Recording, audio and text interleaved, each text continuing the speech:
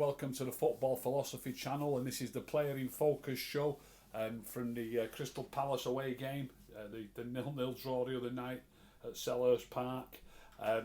In the Manchester Evening News, Marcus Rashford was rated 3 out of 10. I didn't disagree with it, and I put Marcus up along with Mason, Bruno and Edison Cavani for the 4 people to be, you could vote on the Twitter poll, and Marcus came out well on top.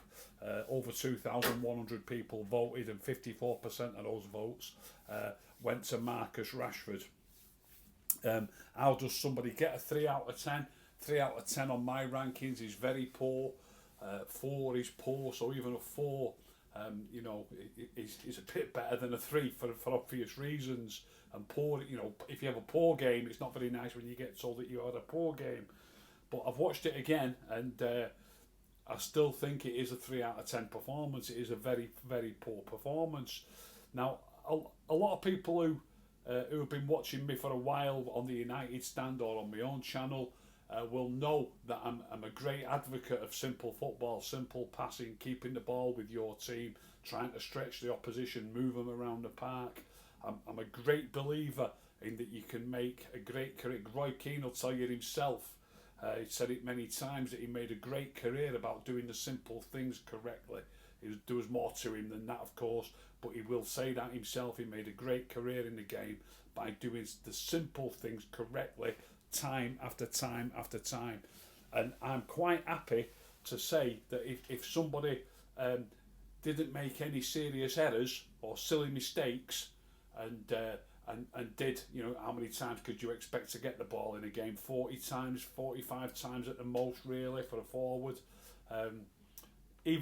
Let's say 35 times. If you get the ball 35 times as a forward, you're going to lose it once or twice. You're going to miss. There's more players around you. You're likely to misplace the odd pass. But so long as you don't do stupid things like letting the ball go under your foot, giving the ball away when you're not really under pressure, and things like that, I'm quite happy to say that such and such a player has hardly given the ball away. He's not made any serious errors. He's hardly given the ball. You don't have to do anything special to get a better mark, but just be consistent with your decent bits of play, with your good, decent, not good, just decent, simple bits of play. If you do that time after time after time, and you can ingrain that into your team and all your players, and not making silly mistakes, making unforced errors. It's a term that I borrowed from tennis, and some people laughed at me in the comments when I first said it, and people said, "Oh, he's comparing football to tennis." I'm not comparing football to tennis. It's a phrase that I've heard commentators. It's a big thing that coaches use in tennis. When the ball comes at you and you're playing it back and you've got no difficulty, you're not stretching, and if you hit it in the net or you hit it wide, they call it an unforced error. It's always been, as far as I know, it's always been called an unforced error in tennis. And on commentary the other night, I heard Gary Neville use that term for the first time, or I think it's the first time I've heard it, about unforced errors. This is what we need to cut out of our performances, unforced errors. So why do I still say Marcus was only a 3 out of 10, a very poor game? First of all, you'd have to do 30 or 40 decent bits to have a good game or a decent game. There's no chance of doing 40 decent bits when he's done so many poor things. But if you only do 30 odd, let's say you get the ball 35 times, 45 times, and 35 times you do something simple, you do it well, you do it nice and accurate, well weighted, that's all fine. That's all fine. But it cannot then have 6, 8, 10 really poor bits. You've got to balance that up with really good bits. That's how people get better ratings. You expect a top footballer to be able to do 25, 30, 35 decent things, simple and well, but then if you actually add to that 3, 4, 5 brilliant bits, that's when you can say somebody had a very good game or a really good game. But if you're only doing the simple bits, but then doing 4, 5, 6, 7 really poor bits, then you're having a really poor game. That needs to be balanced up by some brilliance. So there's no brilliance. I'm not counting them. if I was going to show all the decent bits from any player, it'd be too long anyway. It'd be boring, and I'd probably need to put 30 clips up. It's too many clips, and there's no point in doing it. If somebody had a top, you can have a brilliant game. For me, you can have a really if you never give the ball away, and you're a midfield player or a forward. I've seen Anthony Marshall have a 95% success rate. What was it? Over 90%. That's brilliant for a forward. They can all be very simple. So long as you're looking after the ball and your team's playing well, that means you've had a good game as far as I'm concerned. A really good game, even 90-odd%. So you do need to look after the ball. Now then, if you're not looking after the ball and you're giving it away in cheap circumstances, that's got to be balanced up by some really good stuff, really clever and really brilliant football, and that's not the case. So in Marcus's case, in this game, there might well be 30 odd decent bits, but there's 7, 8, 9, 10. Probably I've got 10 clips here, by the way, that I'm going to speak about.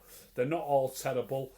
One or two of them, if taken in isolation, if it was just one, but that's the thing about talking about doing so many things right.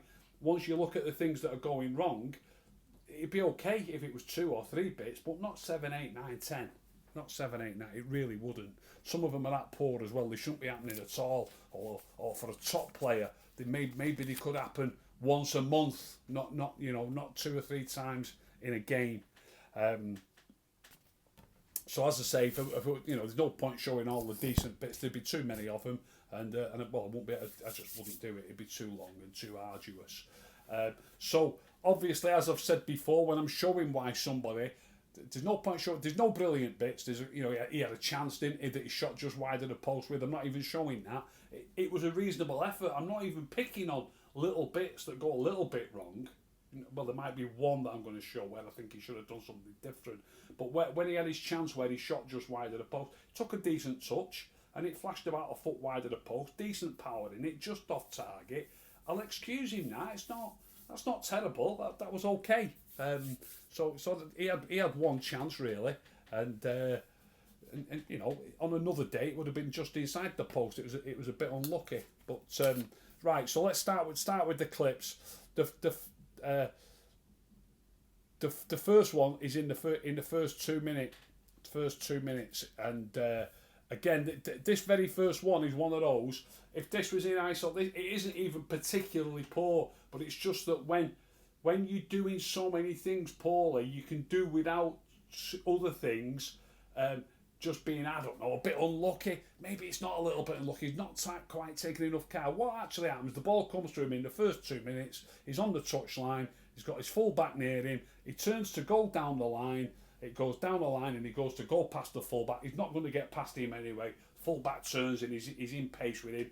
But the ball goes out for a throw into them. Doesn't deflect off the defender when you watch it. Watching it live, you might have thought, oh, the defender's done well there, it's deflected off him or whatever, but we don't get the throw-in, they get the throw-in. So it's not a particularly good piece of play by Marcus, and I'm not too sure he would have kept it in. So he's facing towards his own end of the field, but as the ball comes to him, he plays it behind him to chase it, and it goes out for the throw-in, and it's not particularly good. In the second clip number 2, I'm going to do 2 threads, by the way, 2 threads of 5. I've got 5 clips from the first half and 5 clips from the second half. And the second clip is what they would call in the game a hospital ball. Too tentative. It's a word I would definitely use, and Gary Neville uses it in commentary as well. The ball comes to him in our own half, and there's a defender coming towards it. And when I say tentative, he looks a little bit unsure of going in for the challenge, and because he doesn't go, it's not really a challenge. He needs to be there first, and he's just a bit tentative. He needs to be a little bit sharper, but because he doesn't get there too much in front of the defender, which he should beat him more comfortably, he then gives a really sloppy pass to Luke Shaw. Luke Shaw has to go in for the challenge. He gets crunched. It certainly goes down injured. I think he needs treatment on it, in fact, but he certainly goes down injured, and it's what they call in the game a hospital ball. He's giving his teammate a serious challenge to go in for when he shouldn't be needing to go into a challenge. He's got to get that ball to him. And it's Luke Shaw won't have been very happy with him, I'm telling you. So that's clip number 2. Clip number 3, he dribbles the ball into the penalty area, Watch it a couple of times. The way he dribbles it, he seems to take a touch, and the ball seems to go to his right, but by his body shape, it looks like he's going to his left. And it's just poor. It is very poor. He's trying to dribble it in the box, and his touch takes the ball that way, and you can see that he's going to move that way. So the defender who takes it off him, he hasn't got any work to do. He's got no degree of difficulty. He doesn't have to challenge him as such. Really, Marcus presents him with the ball. He's running with it, and his touch takes the ball a little bit to his right as he's trying to go to his left. And again, it's not very good at all. And that's clip number 3. As I said, with numerous ones of these, it'd be churlish to criticise somebody if there was 1 or 2 of these instances in the game. But there's just far too many. There's far too many. Clip number 4, again, not even heavy criticism at all. But I just wanted to mention it because he put a great ball in for Cavani against Everton when Cavani scored a header at Old Trafford the other week. And this is from a slightly similar situation. It's a little bit nearer the touchline and a little bit deeper. Cavani's inside the box, but in the inside right channel. I'm not sure whether Marcus crosses it. I think it's a cross. I don't think it's a pass as such. If it's a pass, it should really be a bit lower. But I'm sure Cavani could try and control this ball, but he has a go at goal with a header. He's in the inside right channel, and it's just all a bit messy, and it's just like this far too much for me. The cross by Marcus, if it's really a cross, is no good. So it's about a couple of things that you need to think about when you're watching football or when you're playing football. You need to make good decisions. That's the most important thing. Your decision making on the pitch is paramount. But if you make a decision that's pretty poor, it means you've decided to do something else. You at least need to do that something else quite well. It needs to come off for you. So if you pass it to a certain person when you should have really passed it there and there might have been a chance, at least that ball has got to be a decent ball. But he puts a ball into Cavani here where there's 3 players at the back post, so he could be aiming at them. There's 3 players coming in at the back. Probably Bruno, probably Greenwood and Rashford's on the right. Cavani's at number 9. Bruno, and I think Luke Shaw's up near the edge of the box. But there's 3 players coming, 2 in the box and 1 coming into the box.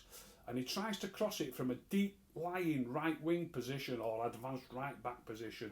And it's not angled enough into the box. It's angled across the box, across the edge of the box. So if that's a cross, the general idea of a cross is that the person can have a go at goal with it, and Cavani does have a go at goal with it, but he's got no chance. It's about head height. It's a little bit to his right. He's too near the edge of the box. He's having to get all the purchase on it to get it towards the goal, and it just goes high and wide, and it's nowhere near the goal. And I don't think Cavani should really have had a goal, but because of the power that Rashford puts on it and the height that he puts on it, it's clearly meant as a cross. So Cavani knows it's a cross, so Cavani has a go at goal, but he shouldn't be having a go at goal.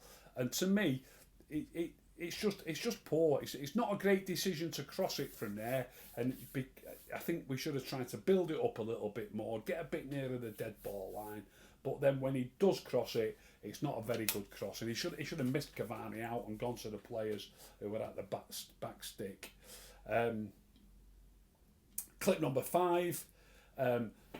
Bailey plays the ball to Marcus just outside. He's in their half. He's just outside the D. So a quarter of the way, if you like, into their half, and it comes to him, and he's on the half turn. He's facing Bailey, but he's sort of shouldered onto the goal. He's on the half turn, if you like, and he just plays it first time, and it's difficult to tell what he's trying. You can see that Bruno's running through. And you can see beyond Bruno, you can see Cavani standing still. I don't think Cavani's expecting him to knock it. And I think it's meant for Bruno, but it's difficult to tell. If it is meant for Bruno, he doesn't do it very well. It's far too strong. He's got no chance of getting it. Cavani is beyond Bruno. Cavani's not going to get it anyway. But I think this is how I could be wrong, but I think this is how poor it is. I think it's meant for Bruno, but there's more chance of Cavani getting it. Bruno's running. I think he tries to help it on in front of Bruno, but it's far too heavy. No chance of getting it, and Cavani's got no chance of reacting and trying to get it. But I think if it had been on the run already, Cavani would have had more chance of getting it than Bruno would have done. But again, it's just very poor. We need to get hold of the ball. That's what we need to do. He should just get hold of that ball. Look at the clip. It's clip number 5. Bailey plays it to him.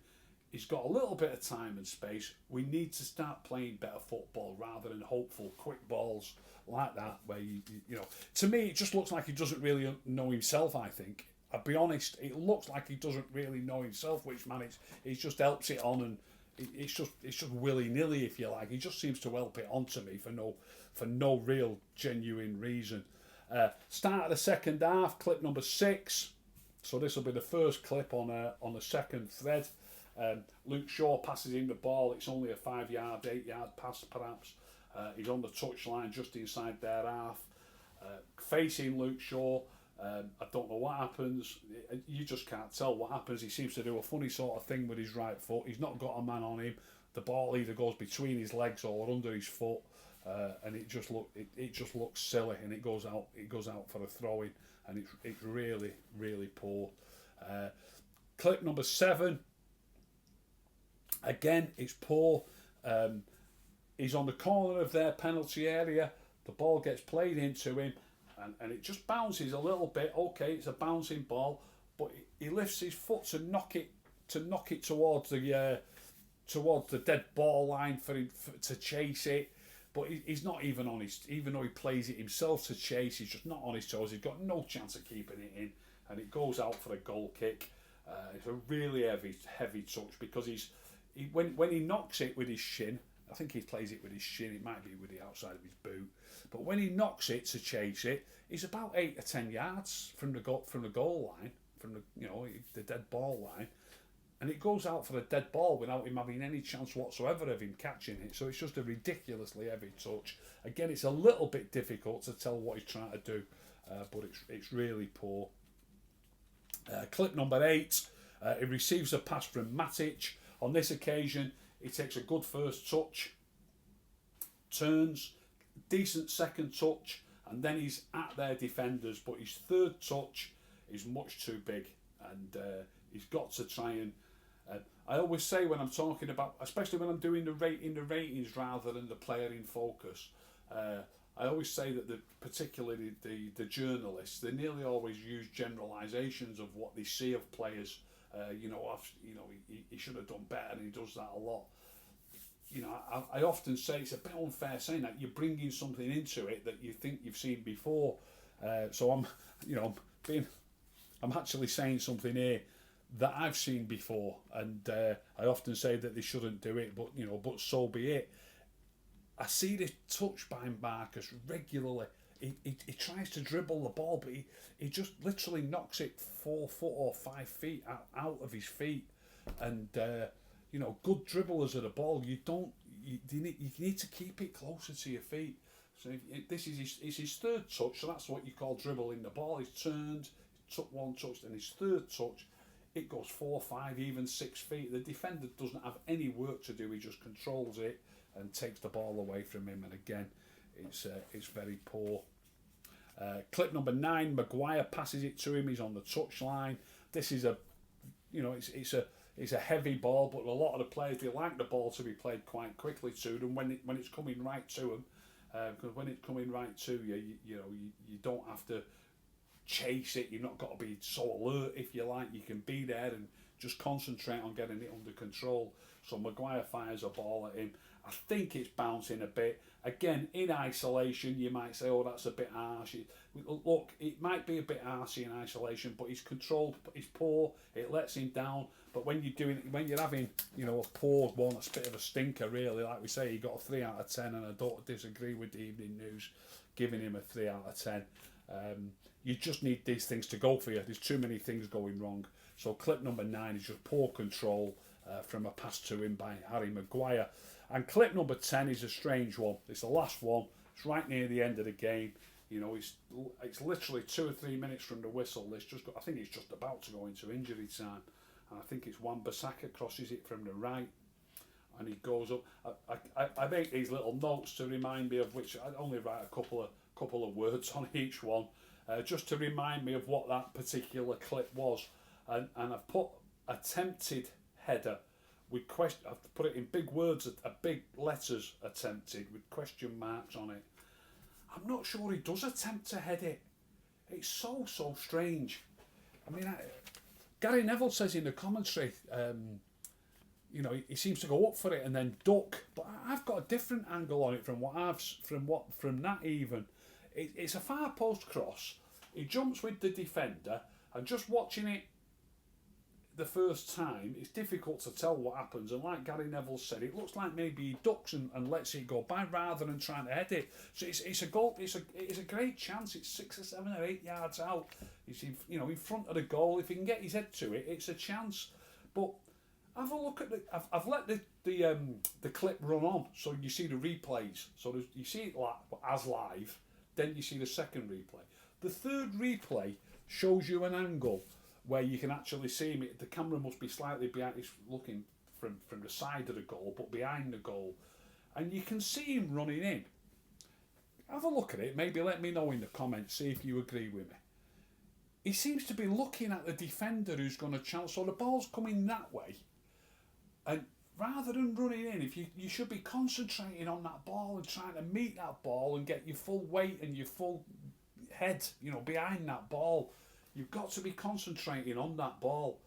But as he jumps, to me, as I say, let me know in the comments if you agree with me. He seems to be looking at the defender. He seems to be jumping at the defender and putting his arm again. To me, I honestly don't think he's even. It's only from one of the 3 angles that you can see this, the third angle. But from that third angle, to me, I don't think he's even looking at the ball. I really don't think he is. I mean, if he isn't, I don't know why he isn't, and it sounds strange. It really does sound strange. Like I say, make your own mind up. Maybe say no, you're raving mad, Rick. Of course he's looking at the ball, but to me it looks like he isn't. There you go. So have a look at it. Let me know what you think. So that's that. As I say, I'm going to put them on 2 threads. They'll be up during the night sometime. So this is going out. This is a recorded show Friday evening. It will be out. It'll be on YouTube by midnight or something Friday night. So Saturday morning I'll put all the clips up. But certainly by Saturday lunch latest, all the clips will be on Twitter for you to have a look at. But please, if you've watched this show, please, if you're going to put anything in the comments, please have a look at clip number 10 and let me know if you think that Marcus is actually looking at the ball. I think he's looking at the defender when he jumps up. So that's that. I hope you've enjoyed that show. I hope Marcus has a better game if he's playing again at the weekend. I'd rest him if I was the boss. I really would. There's rumours that he's got a shoulder injury anyway. I'd certainly be resting him. I think he needs a rest, and I don't think he's playing very well. Generally, that wasn't a one-off for me for him to play. He might not have been as bad as that recently, but he's been pretty poor recently. So hopefully he gets a breather on Sunday. So there'll be 2 threads on Rick the Red UK. If you've enjoyed that show, please tell all your friends. Please subscribe. If you didn't enjoy it, don't tell anybody. Keep stum.